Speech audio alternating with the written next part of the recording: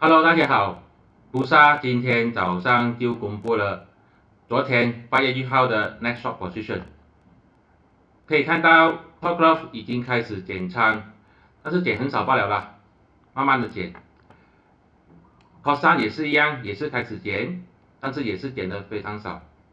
反而这个哈大呢，它就开始 short 它0.10到0.12，基本上这几天哈大的股价呢也上涨的比较快，这样空间呢就趁机会去 short 它了，这个是我看法。其他的 top graph 它的仓位已经在高位了，空间也不敢 short 太多，也开始要减仓了。如果你要交易哈大、交易手套股的话呢，你就要留意这个仓位。现在呢，股价只要上去的话，空间就会把它杀下来。这是我的个人看法，并没有任何的买卖建议。谢谢大家。